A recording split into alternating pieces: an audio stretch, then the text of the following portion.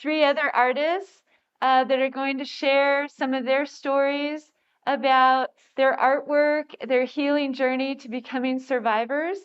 And I just want this information to hopefully help other women, give them insight into the journey, each of our journeys into being a survivor. And so we're going to start out today speaking with Melanie Clay. And Melanie can introduce herself. She can tell you about her journey a little bit right now. So I am Melanie Clay. I am a Colorado Springs native, and I am also a commercial insurance producer with Six and Geving. And so my cancer journey started in April of 2021 when I got the diagnosis that I had invasive ductal carcinoma that had spread into my lymph systems. And so I went through 5 months of chemotherapy. I started off with the Red Devil, and then I did 12 weeks of the Taxol. I did get to do the breast conservation treatment. So I did the lumpectomy in October of 2021. And then I had 30 rounds of radiation that ended in January of this year. It was extremely challenging for me to try to maintain my career and to continue working while I was incredibly ill. But thanks to Natalie, I got to participate in this art show by creating my very first statue ever, which I am incredibly proud of, because as I started to create my piece called I'm Happy When Trials Come My Way, is because as I was going through my cancer treatment, I started to realize that the only thing that was going to save me and help me get through this was maintaining a positive attitude, which was incredibly difficult to do some days. But I am incredibly grateful for the opportunity to create this piece because it really did help me heal in that as I was creating my piece, I was actually structuring the sculpture and it was kind of resonating back onto me. So one of the biggest points I make is that as I was creating her shoulders, I was kind of feeling it in a way. So it was almost like connecting my body to my soul to my creation. So again, very grateful for the opportunity to be a part of this. And yeah, thank you. My name is Julie Cutting, and I live in Woodland Park, Colorado. I have lived in Woodland Park for 42 years, and I was a physical education teacher. And I discovered a lump in my right breast 7 years ago. It'll be 7 years in August. And it was a really scary time for me. I had a lumpectomy. The professional staff that took care of me through all that, including Dr. Pomeranke and several Dr. Ridings, who was here last evening, were wonderful, wonderful staff to be with and helped me get through the fear that I had all during this. It was a very trying time for me because I was trying to work and be positive. And as a PE teacher, I had to be upbeat, and I never let the children know what was going on with me. But inside, I was just petrified of what could happen to me. And I have 2 daughters and 2 grandchildren that mean everything in the world to me. And one was just going to be born, actually. And so I just had this fight to be a survivor, which I am. I'm saying that right now with a very proud face because I kept a positive attitude through the whole thing, and I really I exercised, I ate well, I did everything that I needed to do. But one of the things that got me through the whole thing is every morning I would work as a physical education teacher, but every afternoon one of my friends would pick me up and bring me to radiation for 28 days. And they cared for me, they brought us dinners, they were wonderful to us. And feel like without that family, without that presence, without that support, it might not have been as easy, which it wasn't easy, but it really helped me through. And my will to live, to be able to spend time with my grandchildren and my daughters and my husband and do all the things that we wanted to do when we retired, which we are now doing, is it's really full circle for me. But I thank Natalie so much for having me in this show because I right during that, I started painting again, which I hadn't painted for a long time because I had children and soccer and music and all of the things that, and a career. And I had no time for my creative self, but inside it was fighting to get out. And so I started painting. I started taking some classes, and I haven't stopped. I paint almost every day, and I love creating and just pouring my heart and soul. And I feel like my paintings reflect that I put my heart and soul into it. And I'm just thankful to be in this show. Thanks. Hi, I'm Joanne Lavender. I'm the longest time survivor probably in this group. When I was in, yeah, yay. When I was in my 30s and we had just moved to Colorado Springs, I had had my third child who was 10 months old. I had a lump that I had noticed for a while, but hadn't really done anything about.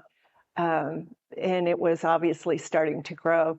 So I went to the doctor and they did a biopsy, and sure enough, it was cancer, at which point he said, "You have to stop nursing immediately." So I did. And at that time, there wasn't as much of the sort of body spirit connection that we seem to have recognized better now. But I found a number of books and did my research, and I started meditating, which was incredibly helpful. It made me able not to continue telling awful stories to myself, and it made me able to survive, basically. So during the initial diagnosis, it was complete despair. But once I began to do what I felt that I needed to do, which was taking the quiet time, making sure that I did everything that I possibly could to stay alive. And I had wonderful treatment for the time. So we survived. I had always been involved with art. Primarily, I had begun with ceramics, and then I went into graphic design for quite a while, and back to ceramics. When I began painting, which was about 15 years ago, I never looked back. I love oils. And at this point in my life, whenever there is a difficult time, it's the painting that centers me. And so I'm so appreciative of it. But I'm also appreciative of all the people that helped me through the cancer that long time ago, when I felt that I literally would not be able to make it on my own. And I probably wouldn't have been able to make it on my own. It does take community, and I'm appreciative of all of them still. And my good friend Natalie, who told me about this, and I'm glad I can participate. Thank you. Thanks. Yeah, so I found my tumor. Actually, it was right around St. Patrick's Day of March 2021. And it was like Melanie, it was invasive ductal carcinoma, grade 2. And it was pretty small on the mammogram. Nobody could feel it. I couldn't feel it. I had no idea that I had it. I had waited 3.5 years to get my mammogram, partially because I hated them. I'm not super big, and so it was really uncomfortable. But I guess I've been told by people that are bigger that it's uncomfortable no matter what. But I just thought, oh, I don't need to worry about it. I nursed my kids, supposedly, which is supposed to protect you, which is kind of a myth. So I wanted people to know that. Um, and anyways, my mom, who was 85 at the time, she had breast cancer, but people told me when I went in for my first mammogram, that's totally different. What happened to your mom, she had different circumstances. Don't worry about it. It's not going to happen to you. So I also kind of want to make sure people understand that if a mother has it, that there is a potential for their daughters to have it. So that I have 2 daughters. So I did do the BRCA test. It came back negative, but I did do more genetic testing, and I found out that I carry a polymorphism, which makes it harder for my body to get rid of excess estrogen. And interestingly enough, in our environment, there is a ton of estrogen, which, is good and bad, I guess, but I just was going to say that that's something to be mindful about. But getting back to art, um, what happened for me is I love to paint, and I actually had to take a pause button when all this happened because I was just like paralyzed with fear. I didn't know how to quite handle it. And Joanne, who told me that she had gone through this many, many years ago, gave me a lot of strength at times when I needed it. And I went out in nature, and so at that point in time, I was not doing art like during diagnosis, biopsies, all those testing where I got the little Savvy Scout put in me and all that. My brain was just so wrapped around all the tests and everything, I couldn't even pick up a paintbrush. But then it was probably during radiation that all of a sudden my desire to get back in the art room came back because I really missed it. I missed making colors and putting all the designs down. And so that kind of became my, a way of expressing what I was going through. And it kind of came to me that maybe through journaling, that my experience through art and connecting with other artists could help somehow, help inspire women, give them hope, and also help them find ways to heal after going through this type of situation. So Melanie, I wanted to ask you, I know you had an interest in art back a while ago, and you do lots of creative things, like you do cosplay. She was the Mandalorian Wonder Woman back about 3 years ago, and she was amazing. So Melanie, explain how you kind of got yourself going with the clay. Like, how did you decide to do this? I know you talked about it a little bit, but. So I have never been one to back away from a challenge, and I know my limitations. So when Natalie asked me to be a part of the art show, I knew hands down I would not be able to do any painting. I'm just not good at it. But when we had originally met, it was at CK Comics and Collectibles down in Manitou Springs, and so I had been tasked with creating a Wonder Woman cosplay. Well, I knew that everybody was just going to be doing the standard Wonder Woman, whatever. So, of course, I merged that with my love of Star Wars and created what I lovingly call the Wondalorian. Yes. So it's a mashup between a Mandalorian and a Wonder Woman, but it's that 3D aspect. So I created a breastplate, I created the helmet, just taking different parts of each of these characters and melding it together. So I agreed to do a sculpture, which I had never done before. But my father had done work with Michael Garman, and so I grew up watching him doing sculpting and creating molds, and so I've seen it, I've just never done it. So basically what I did is spent about maybe, I'd say about a week to a week and a half just watching YouTube videos, just educating myself on the techniques and just getting started. And so it was kind of cool though, because once I got all the materials and I sat down, started to create my little armature, it almost kind of created itself. And it was just like whatever was in me and the vision that I had for creating what I wanted to convey, which was being happy. And I'm kind of actually really proud of her face, because that was the hardest aspect, because it was so little. And I think that if I would have made it at a bigger scale, it probably would have been easier to get all the details in there. But it is how it came out.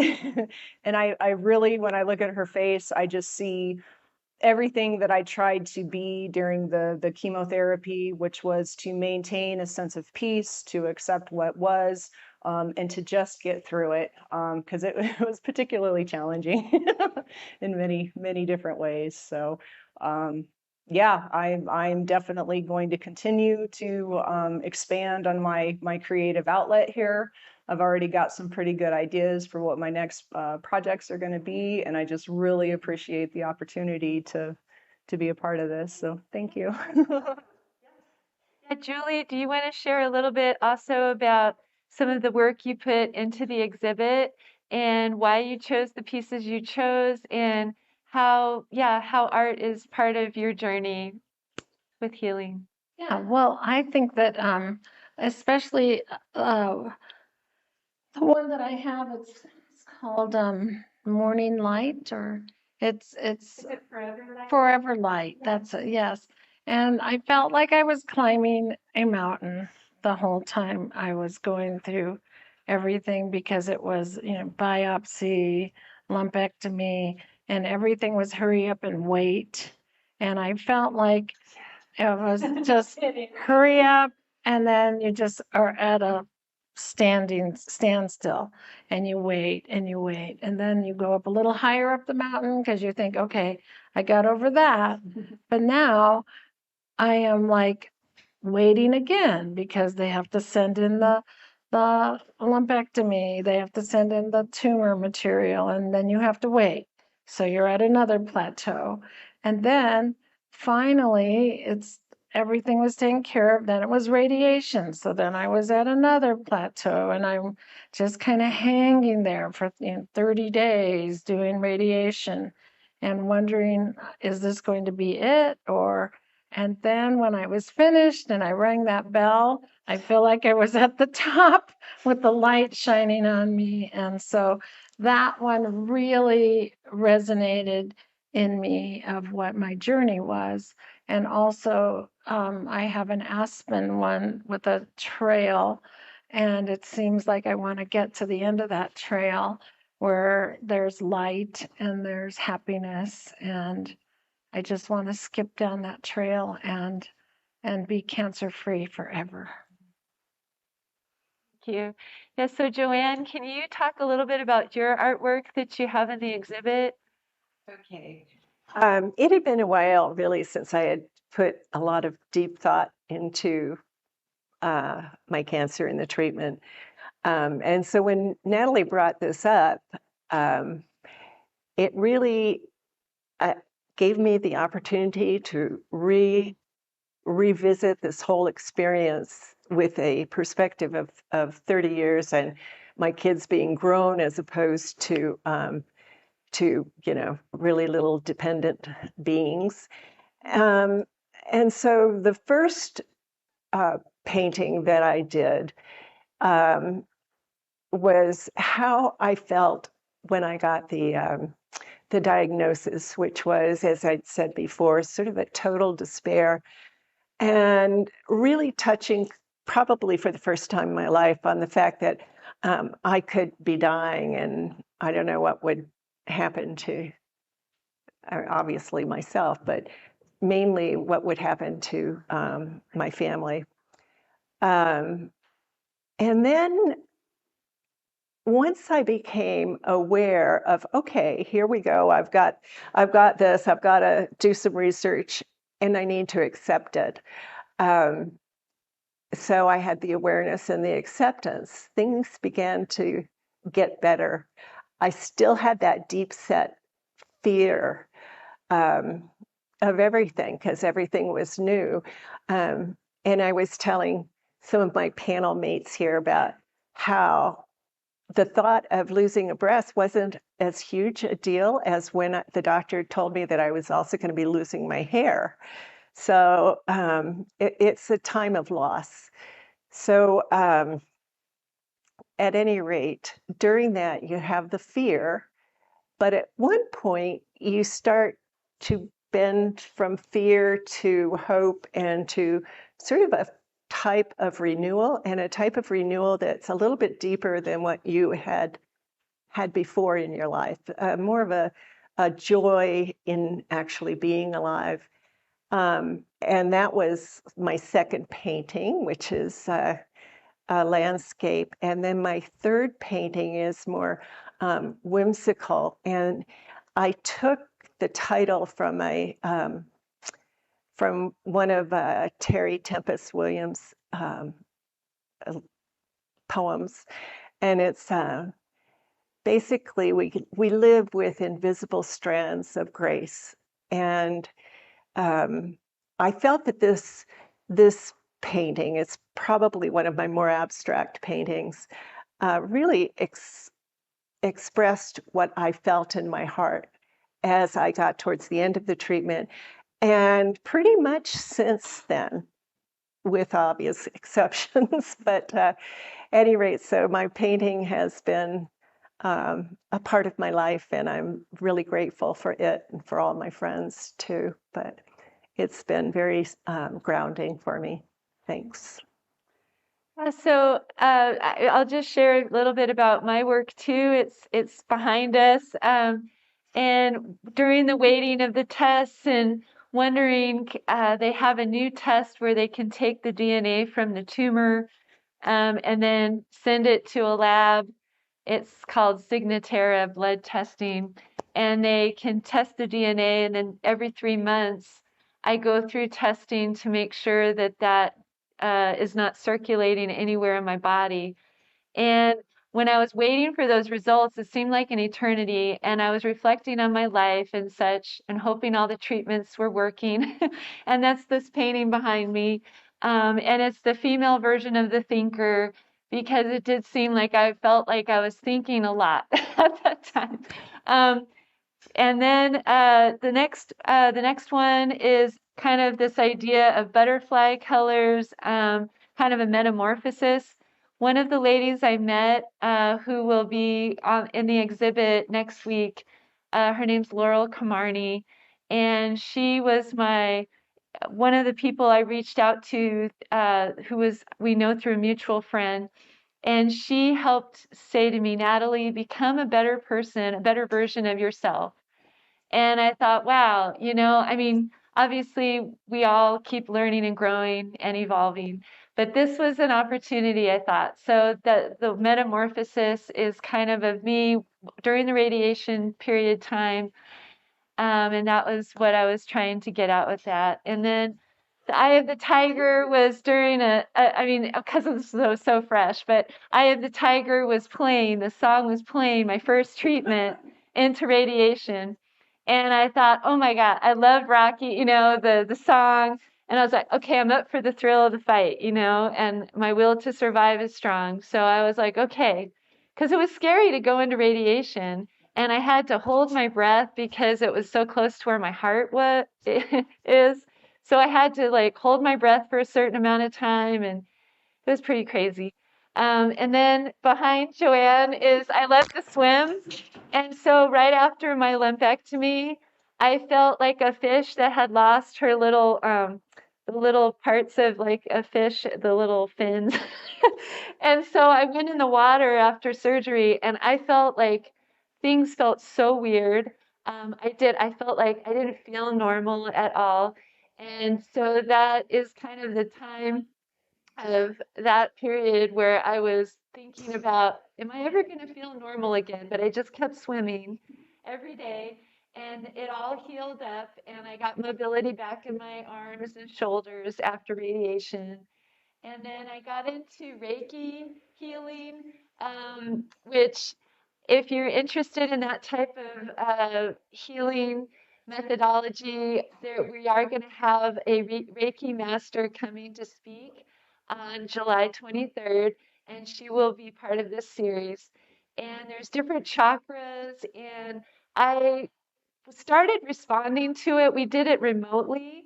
So I'd listen to music, she'd listen to music, this healing music, and I would feel like this warm energy, like loving energy, healing energy go through my body. And I don't totally understand exactly how or why, but it was such a powerful experience. And I do it every month now. But this painting here is related to the chakras, and the different colors symbolize different areas of healing in the body. And then as I started feeling better post radiation, post surgery, I started doing karate with my older daughter. I wasn't intending to do it. I've never done any martial arts ever in my whole life, but my daughter wanted to do it, and our sensei is a black belt. She's a female, and she said, "Come on, join us."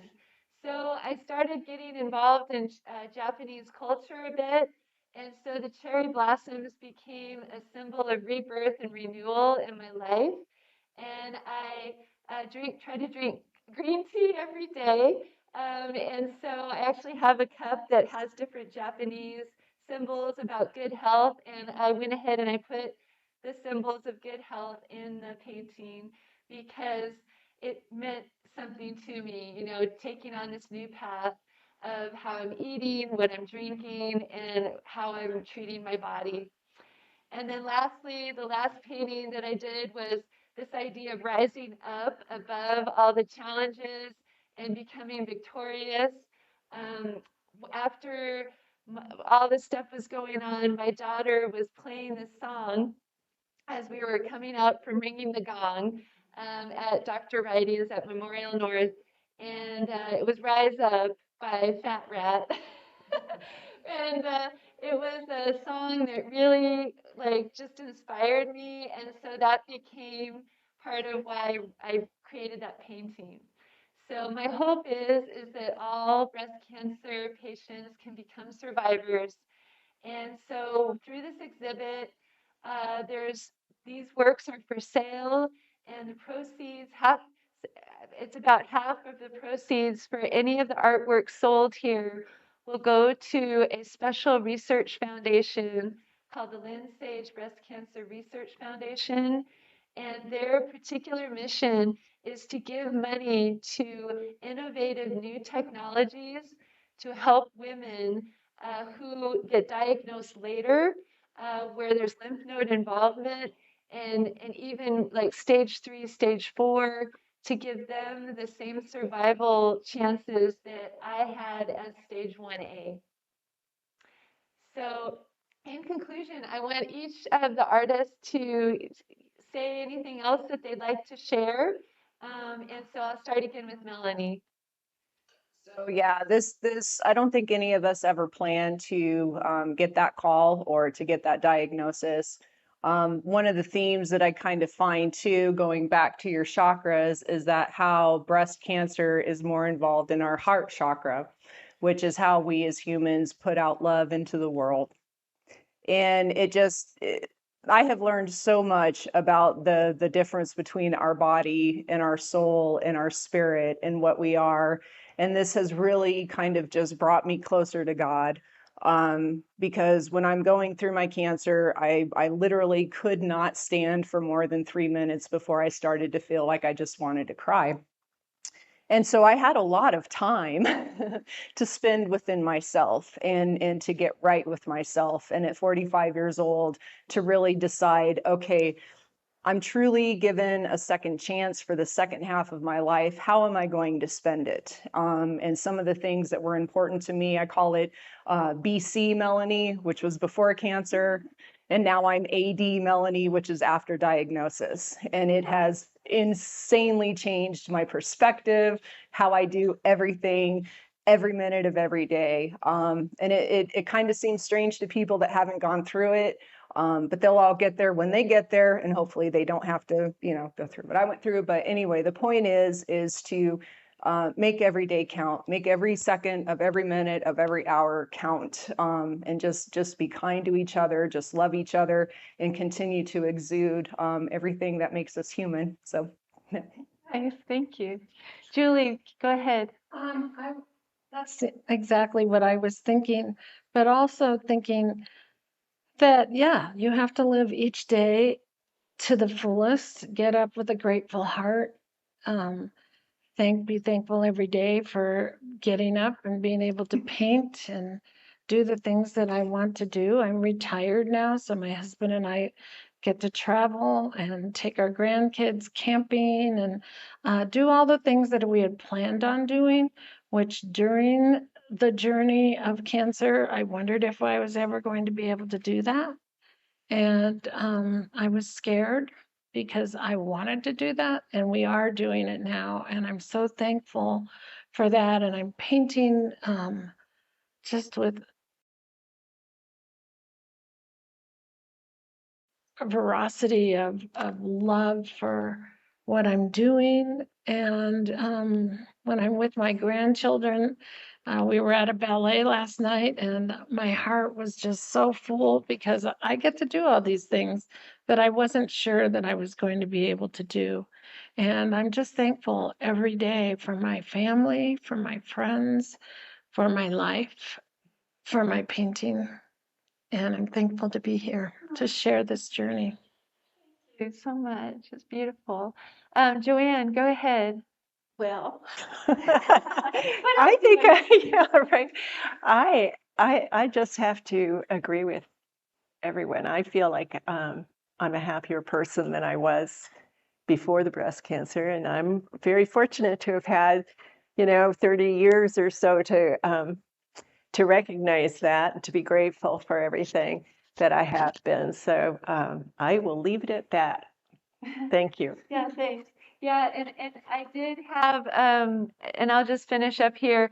I went back into my swimming. I love to swim with a team here in town, and I decided to do something different that I'd never done before. So I trained to do 2.4 miles in Lake Tahoe, and I just did that last weekend, and I was so excited because it felt so good, and that's one thing I feel now is like I just want to just live the life that I love, and so yeah, so thank you so much for listening to our